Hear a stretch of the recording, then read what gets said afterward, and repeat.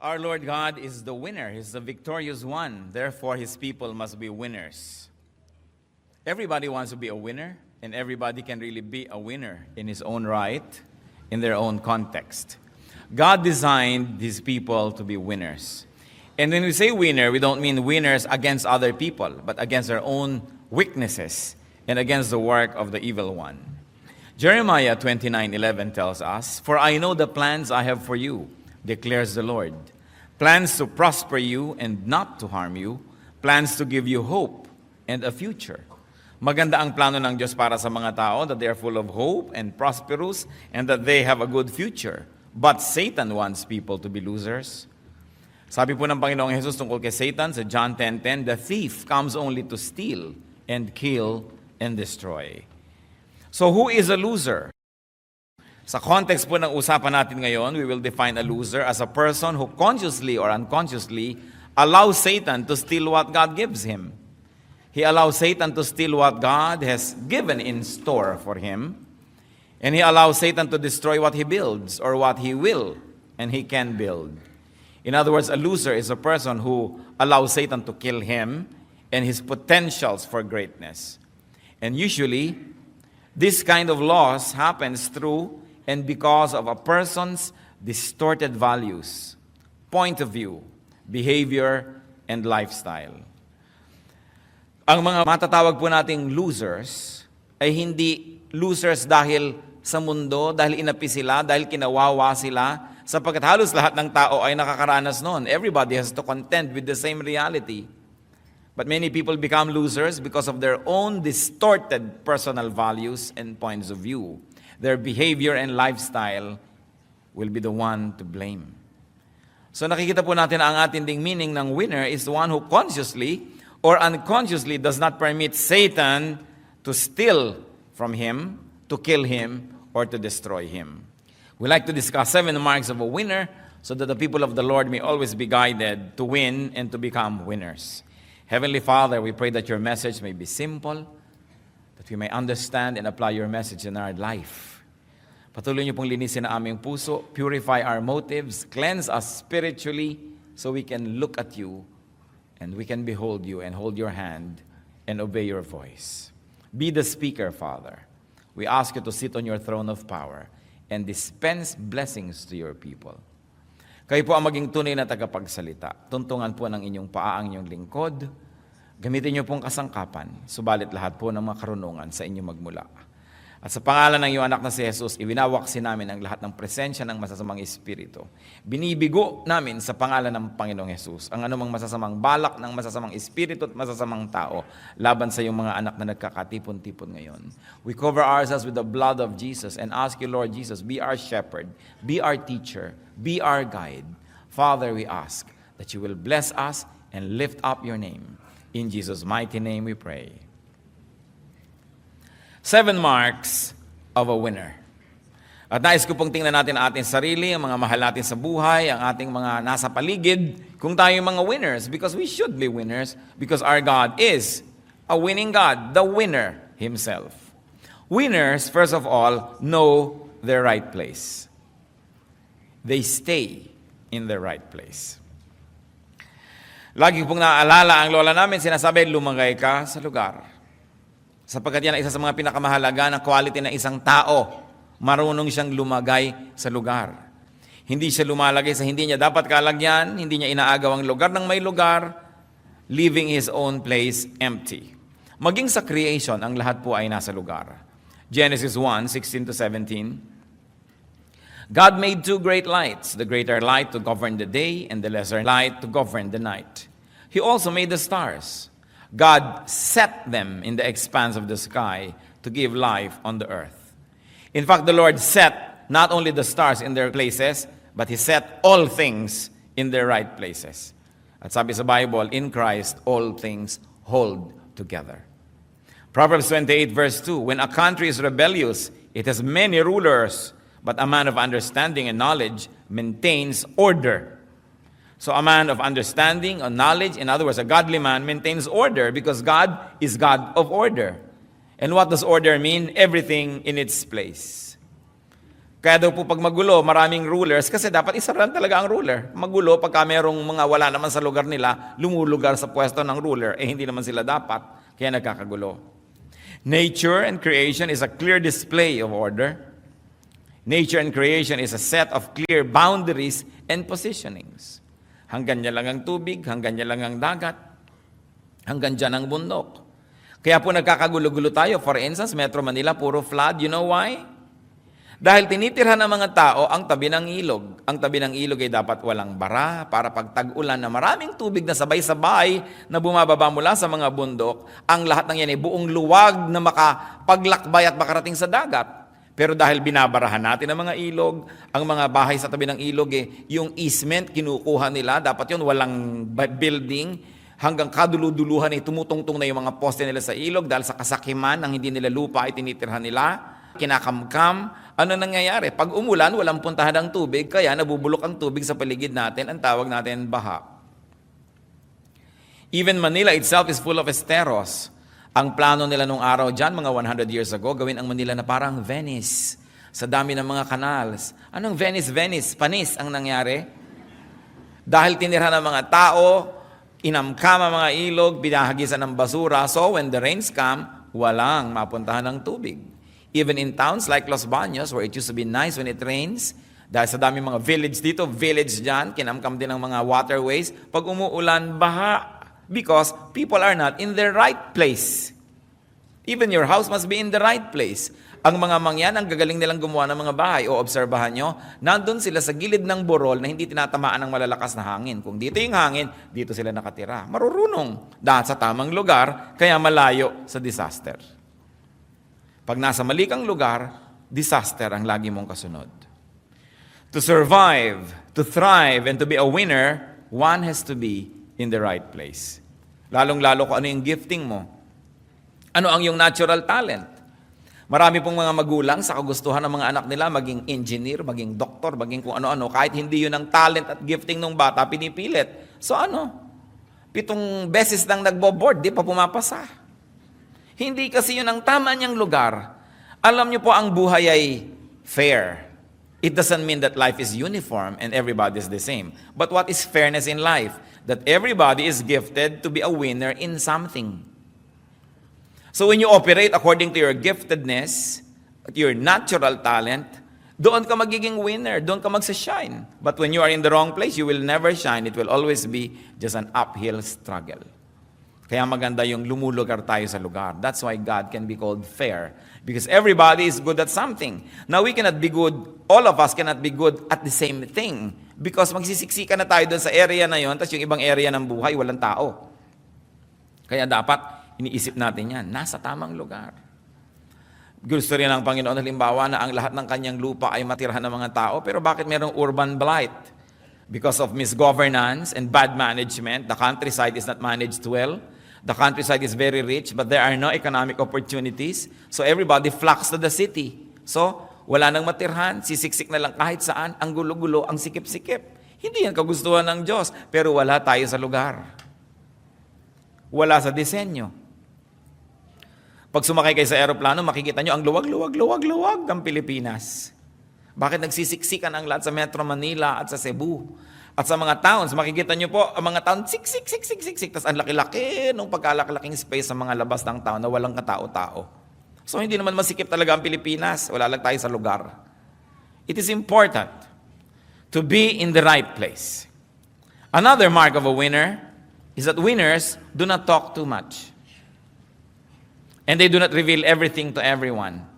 Hindi kahit na lang saan sila daldal dito, daldal doon, sinabi na lahat ang mga lihim na hindi dapat sinasabi. Pati sa panalangin, pati sa mga pangangako sa Diyos. Ecclesiastes 5:2, do not be quick with your mouth. Do not be hasty in your heart to utter anything before God. God is in heaven and you are on earth. So let your words be few. So sa pakikitungo sa Diyos din, huwag kang masyadong matabil, huwag kang masyadong maraming sinasabi, lalo na sa kapwa-tao. Marami mga taong napapahamak dahil sa kanilang katabilan. Kaya sabi sa Proverbs 20 verse 19, a gossip betrays a confidence, so avoid a man who talks too much. And if you talk too much, and if the Bible says you must be avoided, how can you be a winner? For us to win, we need a lot of help. We need help from people. But people help only those that they like. And if you talk too much and if you cannot be trusted, who will like you? Therefore, who will help you? It is important not to talk too much. Especially kung ang mga talk natin nakakapagpabigat sa ating kapwa. One mark of a loser is that he always complains. Lagi siyang may reklamo, lagi siyang may hinaing, lagi siyang may daing, lagi siyang may hinanakit, lagi siyang may problema. So ano pong ginagawa ng mga tao? Iniiwasan siyang kausapin. At yung mga iba na hindi makaunawa kung bakit sila iniiwasan, sabihin, kasi mahirap ako eh. Kung nung araw lang na medyo may pera-pera ako, gusto ng mga tao, kausap ako. Siyempre, kahit nakakainis ka, kung may pera-pera ka, napagtsatsagaan ka. Kung wala ka ng kapera-pera, sino pa magtsatsaga sa'yo, nakakainis ka pa. Pero may mga taong walang kapera-pera, pero gusto mo lagi siyang kausap kasi nakaka-enrich. This is the winner. Na pagkakausap mo, nahawahan ka ng enthusiasm, ng sigla, gumaan ang iyong loob, nagkaroon ka ng pag-asa, tumibay ang iyong pananalig, nagkaroon ka ng ngiti sa iyong mga labi. Gusto mong kausap yon. Pero gusto mo bang kausap yung taong ting darating siya, ang traffic. Hindi umaandar ang motor namin ng tubig. May sakit ang aso namin. No? Ang maid ko, 3 linggo na hindi pa bumabalik. Yung problema dito, problema doon, problema dyan. Wala na silang sinabi kundi mga masasakit sa tenga. People will avoid you. And people avoid you, you lose. That's why winners don't talk too much. Especially, they do not talk too much of tragedies and horrible things. Pag may sinabi sa ng taong, kumusta ka? Kung ipapaliwanag mo pa talagang inopera pa lamang ang iyong bituka at tinanggalan ng 3 inches, may mga 5 tahi, walang may gustong makinig nun. When people say, kumusta ka? Ang gusto lang nilang marinig, mabuti. Subukan mong may problema nga ako, financial. Takbo agad yung kumusta sa'yo. Don't talk too much. Another mark of a winner is that winners do not trust easily. They do not trust others blindly. Sabi sa Jeremiah 9:4, beware of your friends. Do not trust your brothers. For every brother is a deceiver, and every friend a slanderer. Yung mga loser, mapagtiwala. Pinagtiwala ang lahat, ipinagtiwala ang bank account, ipinautang yung pangmatrikula ni Junjun. No? Sa kanyang kumare, tapos ngayon naitakbo ng kumare. O ayan ngayon, mapagtiwala masyado. Losers, masyado mapagtiwala. Mga masyadong bilis mahulog ang loob. Kaya bilis-bilis umibig. 3 araw lang na sunod-sunod na abutan ng kaimito, in love na. Madaling mahulog ang loob, loser. Because you know people always want to take advantage of you and people like to cheat you. So you've got to be very, very defensive many times in order not to be taken for a ride. Micah 7, verses 5 to 6. Do not trust a neighbor. Put no confidence in a friend, even with her who lies in your embrace. Be careful of your words. For a son dishonors his father. A daughter rises up against her mother. A daughter-in-law against her mother-in-law. A man's enemies are the members of his own household. At huwag niyo sabihin sa akin, hindi totoo yan. Yung mga sobrang mga pagtitiwala, pagbibigay at pagiging transparent only makes people very vulnerable. These are not the ways of the wise. Hindi naman natin sinabi na maging paranoid na tayo at huwag na magtiwala kahit kanino. Pero ang sinasabi, huwag agad-agad. Subukin muna. Siyasatin, suriin ang kapwa bago pagtiwalaan. Remember, only those that you trust can deceive you. Because those that you do not trust have no chance to deceive you. So lahat lang ng pinagtitiwalaan natin ang pwedeng panggalingan ng mga mandaraya sa atin. Kasi ang di natin pinagtitiwalaan, walang pagkakataong mandaya dahil hindi nga pinagtitiwalaan. Kaya lahat ng nadaya, sinong nandaya? Yung pinagtiwalaan. Kaya kailangan maingat. Another mark of a winner. Winners do not commit easily. Hindi sila agad-agad na pipirma sa kontrata. Hindi sila agad-agad sasabihin, sige, sasamahan kita. Sige, kapanalig mo ako. Sige, tutulungan kita. Wise people, winners say, I shall see. Or if you want to be spiritual, let me pray about it. No? Why don't I pray and you fast? No? Pag may nagsasabi sa'yo, pautangin mo naman ako, sige, ipagpe-pray ko, ipag-fast mo muna. Diba? Kailangan nito, sige, agad-agad. Tapos mamaya, pag nakapag-isip-isip ka, gusto mong bawiin yung salita mo, nasabi mo na. Ano sabi sa Proverbs 6:1-5? My son, if you have put up security for your neighbor, if you have struck hands in pledge for another, If you have been trapped by what you said, and snared by the words of your mouth, then do this, my son, to free yourself. Since you have fallen into your neighbor's hands, go and humble yourself. Press your plea with your neighbor. Allow no sleep to your eyes, no slumber to your eyelids. Free yourself like a gazelle from the hand of a hunter, like a bird from the snare of a fowler. Alam niyo po, to strike your hand in pledge, ibig sabihin, gagaranti ka sa utang ng iba. Uutang ako, garantihan mo naman, kumare. O sige, lika. Feeling important ka naman na papirma-pirma doon. Sabi, anak, kung nagawa mo yan, huwag kang matulog, huwag kang magpahinga hanggang hindi mo nababawi ang pirma mo. Magbakaawa ka kung kailangan, magpakababa ka kung kailangan, but free yourself. Kung paano pumipiglas ang isang usa na nahuli ng isang hunter, ganun ang gawin mong pumiglas, huwag kang pumayag, huwag kang matutulog na nakagapos ka kasi pag gising mo, baka lalong gapos na gapos ka na. Proverbs 11:15, he who puts up security for another will surely suffer, but whoever refuses to strike hands in pledge is safe. Inulit na naman, kung sino ang nag-guarantee sa utang ng iba will surely suffer. At huwag niyong sabihin hindi totoo. Napakarami na magkaibigan na nagkasira dahil ikaw yung nag-guarantee sa kanya tapos tinakbuhan ka. Magkakasira din lang kayo matapos siyang tumakbo, magkasira na kayo bago pa siya tumakbo. At least nagkasira rin kayo, pareho lang, pero hindi kanya nadaya. Sabi, huwag kayo mag-guarantee. Ngayon sasabihin niyo, Pastor, paano po yan? Di ba dapat tayong tutulong? O sige, tutulong ka, pero huwag kang umasa na babayaran ka para hindi ka iiyak-iyak pagkatapos. Sige, hindi kita pinipigil mag-guarantee, pero ituring mo nang nawala yan. Pag nagbayad na lang, bonus. Pero pag hindi nagbayad, sabi mo, well, naturally, tatakbuhan ako. Hindi ka bigo. Pero yung aasa ka, hoy, bayaran mo to talaga sa akinsi kasi mag-e-enroll lang anak ko. Tapos akinsi na, hindi ka pa pinupuntahan. Tinakbuhan ka na nun. So kung tumulong ka na huwag mo nang asahan pang ibabalik. Para pag ibinalik, tuwang-tuwa ka. Pag hindi ibinalik, inasahan mo na yon. Pero huwag yung iasa ang buhay nyo doon sa mga nangangako. Yung mga nagigipit, ipapangako ang lahat. Pag nakuha ng kailangan sa inyo, sorry na lang kayo. So James 1:19, my dear brothers, take note of this. Everyone should be quick to listen, slow to speak. In fact, slow to become angry. Because even anger is a commitment. Because when I'm angry with you, I commit myself to a certain course of action. Lalong-lalo kung meron kayong kaibigan, kamag-anak, galit sa isang tao, pupunta sa inyo, magsusumbong. Yung galit niya, nahawa na kayo, galit na rin kayo. You have committed to his war. Kaya dapat slow to become angry. Galit na galit siya, pag nagalit ka na rin, kasama ka ng susugod sa kalaban niya, yung pala ginagamit ka lang niya, pinaikot ka lang niya. Remember, every story has at least two sides. And the side of the one close to you, the side of the one who talked to you first, is not always the correct side. So, be slow. Be slow to speak. Be slow to commit. And of course, very importantly, be slow to become angry. And of course, ano pa? Ang mark of a winner, avoid offending people. Even the Lord, who is creator of heaven and earth, prince of princes, kings of kings, ano pa? Ang sabi niya, huwag tayo mang-offend. Matthew 17:24-27. After Jesus and his disciples arrived in Capernaum, the collectors of the 2 drachma tax came to Peter and asked, doesn't your teacher pay the temple tax? Yes, he does, he replied.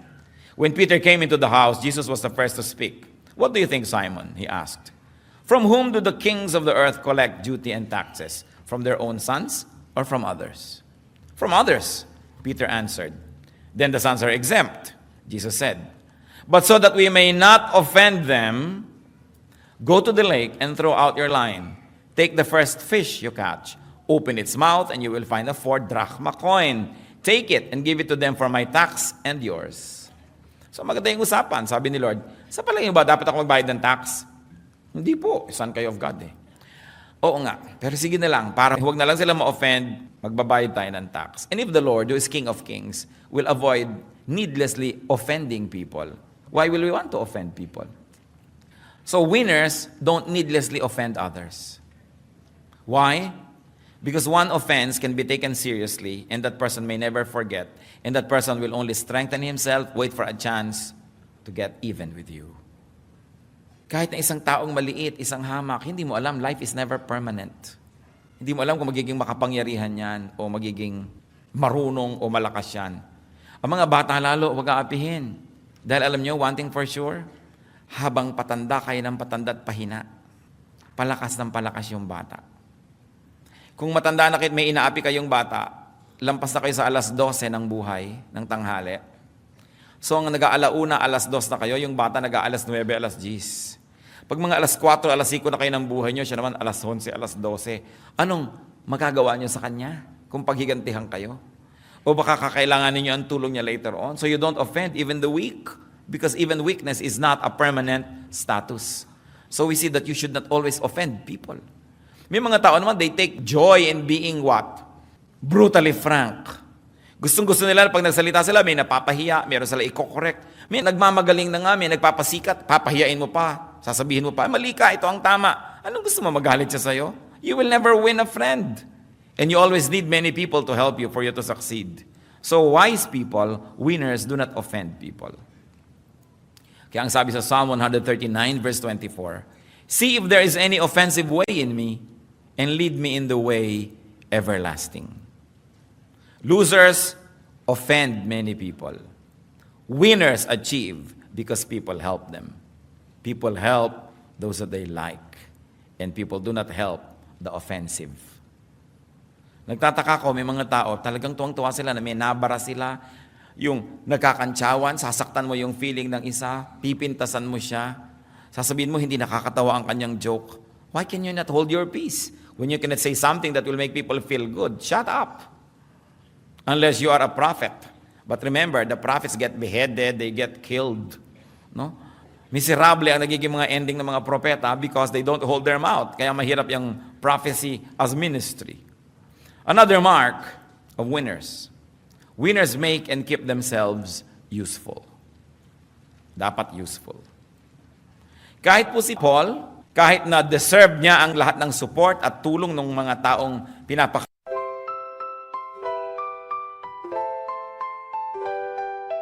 Lakefront breeze whispers your name. City lights dancing in neon flame. Heartbeats quick in a sweet refrain. Your laugh cuts through the summer rain. Electric dreams in your eyes so bright. Bassist grooves with all his might. Holding hands beneath the Willis Towers light. This windy city feels just right. The Navy Pier Ferris wheel spins above as the music takes control, whispers of love. Oh darling, this magic won't fade.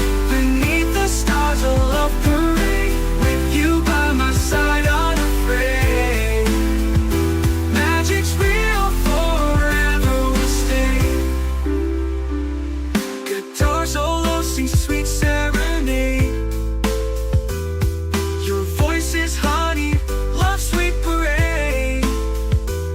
Chicago blues melt away the shade.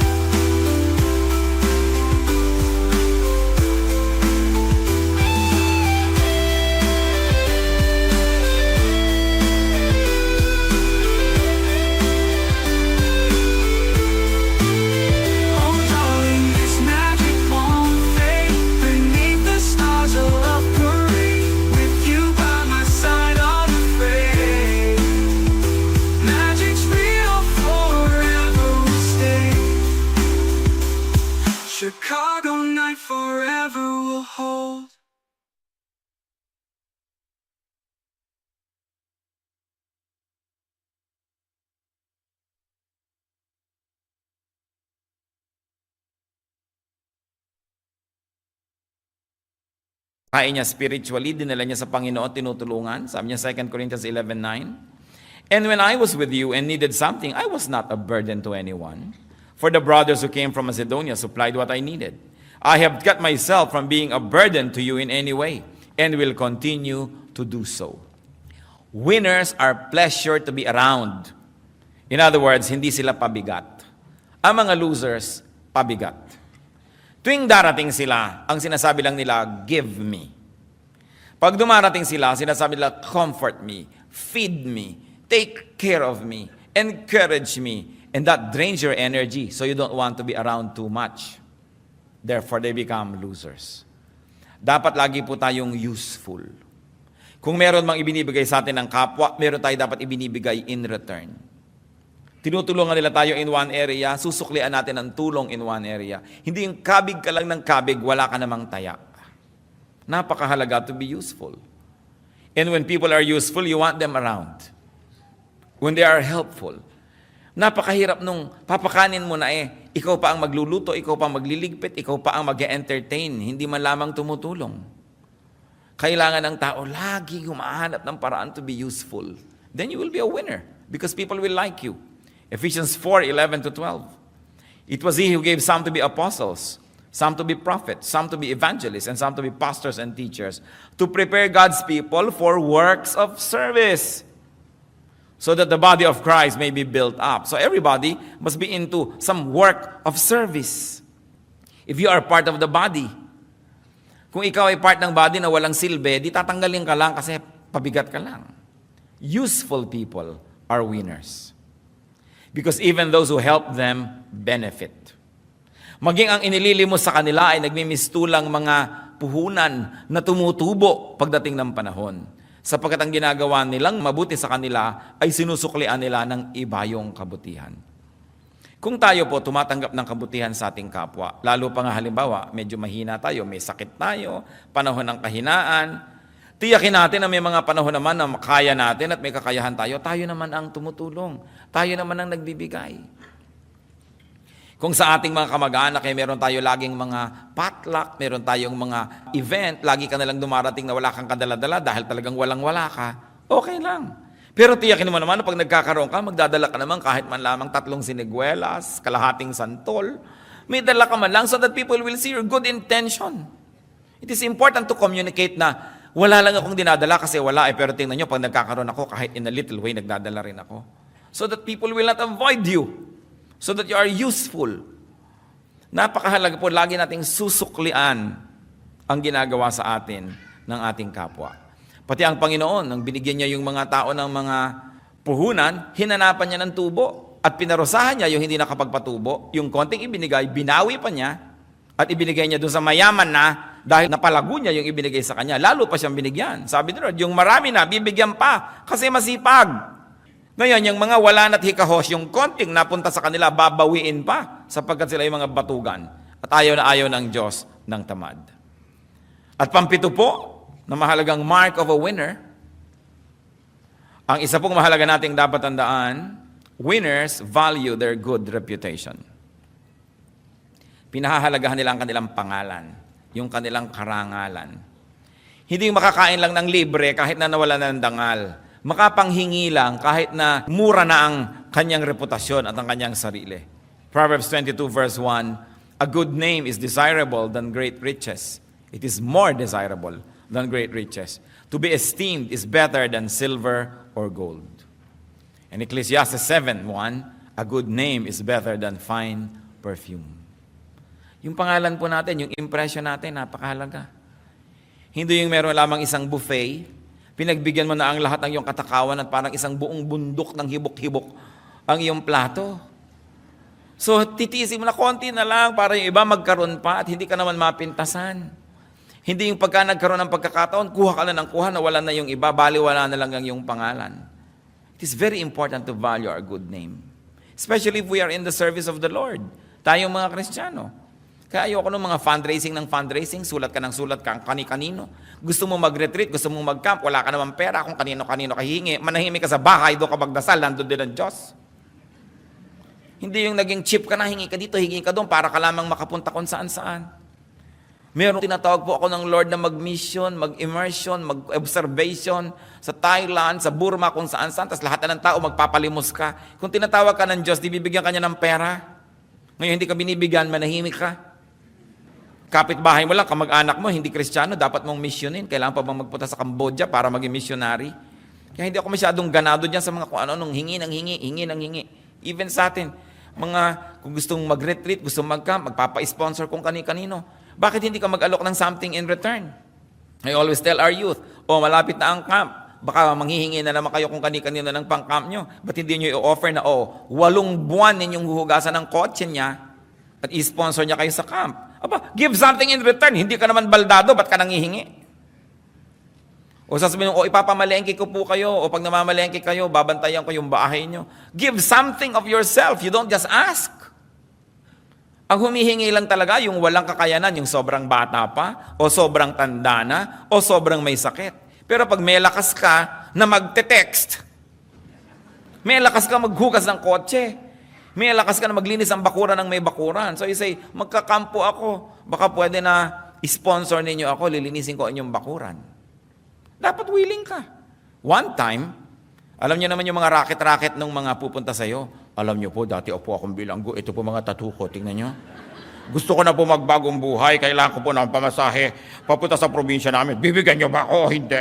Yung mga ganyan. Mga racket-racket yan. Para takot mo na lang sa tattoo niya, bigyan mo ng pamasahe. Kung anong tattoo mo? Ang tattoo ko, gusto mo tingnan?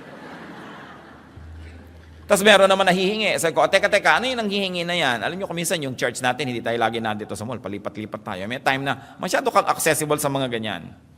Sabi nung, kailangan daw nila ng pamasahing mag-asawa. Sabi ko, alam ninyo, wala naman kaming ganyang pondo na ipinamimigay. Kung gusto ninyo, tatawagan ko yung mga member namin, yung may mga gustong magpalaba, ipaglaban nyo, para kayo kumita. Sige daw. Dali, tanggal ang mga kortina, mga kung ano, panglaban natin. Umupo na nga ang mag-asawa at talagang maglalaban na. Naglalaban na talaga sila. Mga 1 hour sa paglalaba, inawat ko na. Sabi ko, sige.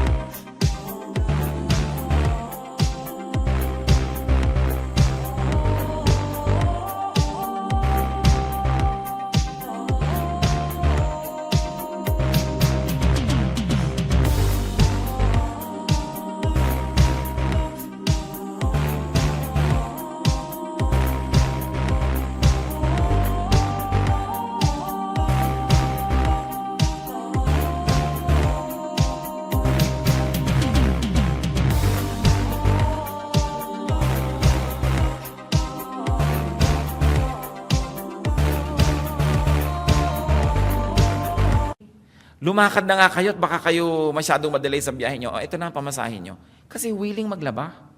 Pero may allergic po kasi ako sa sabon. Wag kang mabuhay.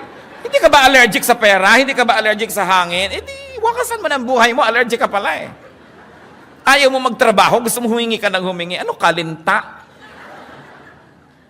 At ang linta kung mamatay, nagiging man lang fertilizer sa lupa. Mahirap po yung lagi ka lang hingi ng hingi. Kailangan meron kang binibigay na kabalit. Lagi ka naman pwede kang magbigay ng kabalit eh. Kahit hindi ka tumbas yung halaga, makita man lang na willing ka. Pagka ganun gaganahan yung tumutulong sa atin. Winners are like that. And you know why they are winners? Because they will always not be down here.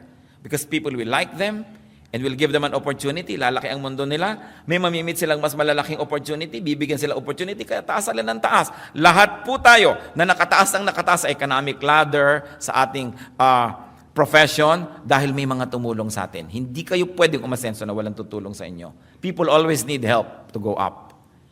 And the wonderful thing about it is, people who can help, like to help people who are likable.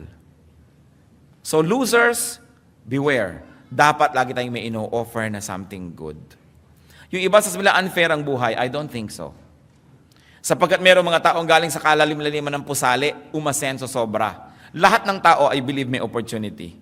Pero ang liit-liit pa lang ng opportunity sa'yo. Sinasabi pa lang ng amo mo kung namamlansya ka, pwede ba, ipamlansya mo naman ako bukas kasi meron akong lakad. Ako, hindi ako pwede bukas kasi nangingiling ako bukas, bla bla bla bla bla bla.